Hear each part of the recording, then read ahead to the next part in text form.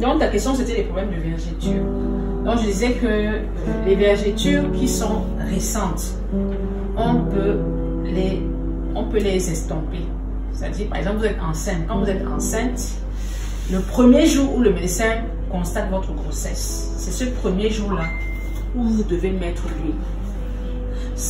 Bon, le beurre de karité c'est bien, mais je trouve que c'est pas suffisant.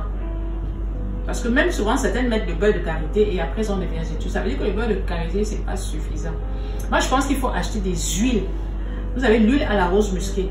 Tu peux filmer mes enfants. Vous avez l'huile à la rose musquée qui est très bien contre les vergétures. Donc, pour toutes celles qui sont enceintes, vous pouvez acheter l'huile à la rose musquée. L'huile à la rose musquée, tous les jours, vous panachez avec le karité ou avec le coco. Mais ne mettez pas seulement le karité tout seul sur le ventre. Panaché avec des huiles végétales. Une fois que le médecin a dit, madame, vous êtes enceinte, vous faites votre mélange et vous faites votre massage. Mais quand vous mettez l'huile sur le ventre, les vergetures démangent beaucoup.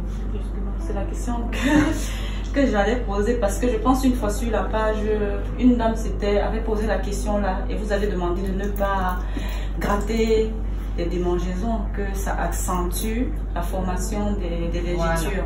Voilà. Les vergetures démangent énormément.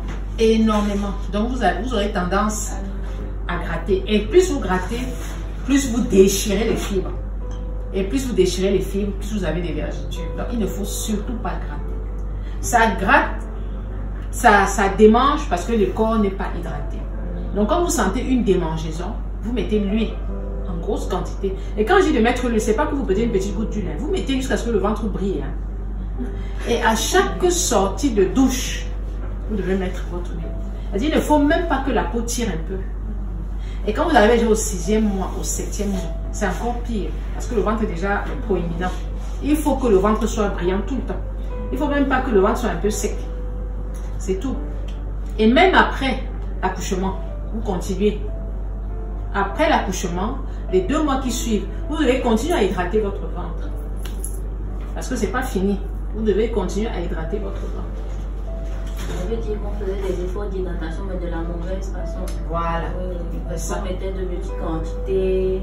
Des petites quantités. Des petites quantités juste en se disant que ça va aller quotidiennement. Et il fallait mettre des grosses quantités. Et je suis sûre que vous mettez des petites quantités sur les parties. Oui, effectivement, uniquement sur les parties affectées. Voilà, la thème. J'ai une autre question.